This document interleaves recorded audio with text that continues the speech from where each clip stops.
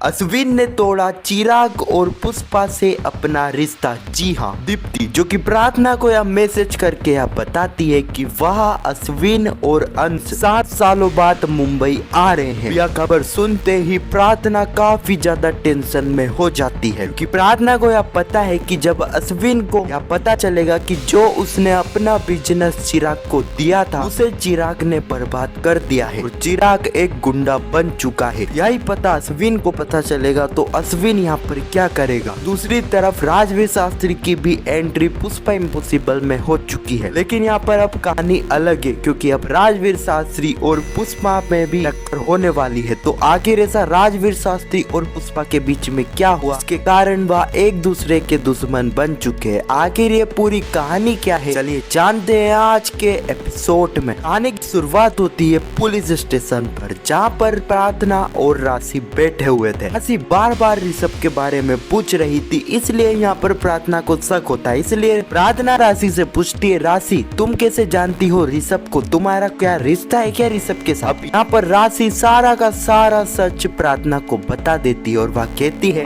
प्रार्थना मेरा ऋषभ के साथ रिश्ता है, ऋषभ मेरा बॉयफ्रेंड है। सुनते ही प्रार्थना काफी ज्यादा हैरान हो जाती है, उसे यकीन नहीं होता। प्रार्थना कहती है कि राशि तुमने इस बात को माँ को बताया है या फिर नहीं। राशि कहती है कि प्रार्थना मैंने अभी तक तो माँ को नहीं बताया है, लेकिन मैं जल्द ही माँ को इस बारे में बता दूंगी। प्रार्थना को यहाँ पर सारी कहानी समझ आ जाती है। प्रार्थना को यह समझ आ जाता है ऋषभ की दोस्त बनकर कॉल और किसी ने नहीं बल्कि राशि ने ही करा। इस बारे में प्रार्थना राशि से भी पूछती है और राशि यहाँ पर अपना सच भी उगल लेती है। प्रार्थना राशि को कहती है कि राशि मैंने ऋषभ से बात करी थी, लेकिन ऋषभ यहाँ पर अपनी गवाही दे ही नहीं रहा है। ऋषभ चिराग का नाम नहीं ले रहा है कि चिराग ने ही उसे मारा है। अगर ऋषभ चिराग की गवाही नहीं देगा तो मुझे मजबूरन बिना कोई सबूत को चिराग को छोड़ना होगा। अगले ही पल हम पुष्पा को देखते हैं जो कि बटलर के कपड़े लेने के लिए बटलर के घर पर गई थी। वहाँ पर पुष्पा को एक डॉक्टर बताता है कि यह बीमारी सिर्फ बटलर को नहीं है, कि यह बीमारी इस पूरे एरिया में फैल रही है, कि यहाँ के पानी में कुछ ऐसा मिला हुआ है जिसके कारण यहाँ पर यह बीमारी फैल रही है। अगर जल्द से जल्द हमने इस बीमारी के बारे में पता नहीं लगा पाया तो यह बीमारी ऐसे ही लोगों को अपने चपट में लेगी। अगले ही पल हम राशि को देखते हैं जो कि ऋषभ को कहती है कि ऋषभ तुम चिराग का नाम क्यों नहीं लेते, कि चिराग ने ही तुम्हारी पिटाई करी थी। ऋषभ कहता है कि राशि चिराग तुम्हारा भाई है, एक भाई का फर्ज है अपनी बहन की रक्षा करना। शायद अगर मैं चिराग की जगह मैं भी रहता तो मैं भी यही करता। सबकी यह बात से राशि काफी ज्यादा इम्प्रेस होती है और यहाँ पर राशि ऋषभ को हक करती है, लेकिन ये सारी ही चीजें यहाँ पर पुष्पा देख लेती है। अगले ही पल राशि जैसे ही घर पर आती है तो पुष्पा यहाँ पर राशि को काफी चिल्लाती और कहती है, राशि मैंने जब तुमसे पूछा था कि कौन है वह लड़का, जब तुमने मुझे उसके बारे में क्यों नहीं बताया, यही संस्कार मैंने तुम्हें दिए हैं। राशि कहती है कि माँ अगर मैं तुम्हें उसके बारे में बताती तो तुम मेरे प्यार को समझ ही नहीं पाती, तुम्हें तो आदत है गलत फैसले लेने की। यहाँ पर पुष्पा और राशि के बीच में काफी लंबे आर्ग्यूमेंट चलते हैं। राशि यहाँ पर काफी कुछ यहाँ पर पुष्पा को सुनाती भी है, जिसके कारण पुष्पा काफी उदास भी होती है। वह सोच में पड़ जाती है कि आखिर उसने ऐसा क्या कर दिया जिसके कारण सब कुछ उससे दूर होते जा रहा है। अगले ही पल हम प्रार्थना को देखते हैं जिसे दीप्ति मैसेज करके यह बताती है कि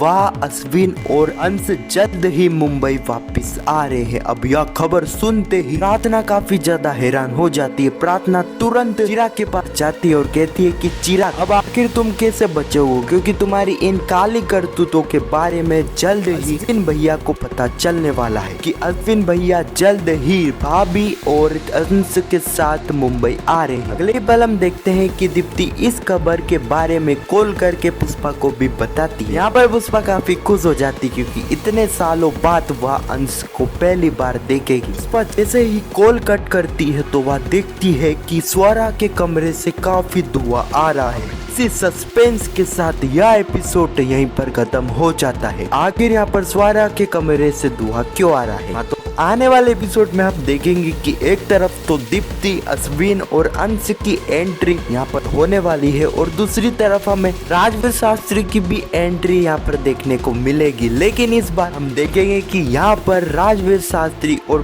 पुष्पा जो कि पहले की तरह एक दूसरे से लड़ेंगे, क्योंकि यहाँ पर इन दोनों के बीच में जरूर कुछ ऐसा हुआ है जिसके कारण इनका रिश्ता फिर से बिगड़ चुका है। आखिर ऐसा क्या हुआ है इसका खुलासा तो आने वाले एपिसोड में ही होगा। लेकिन यहाँ पर जैसा कि दीप्ति और अश्विन की भी एंट्री यहाँ पर हो चुकी है, तो जल्द ही कादम्बरी की भी एंट्री आने वाले एपिसोड में देखने को मिलेगी। अगर आपको जानना है कि किस तरह में एंट्री देखने को मिलेगी, तो कमेंट में पार्ट 2 जरूर लिखना और पुष्पा इम्पॉसिबल के आने वाले एपिसोड की ऐसी वीडियो के लिए चैनल को सब्सक्राइब अवश्य करना। जब तक के लिए धन्यवाद।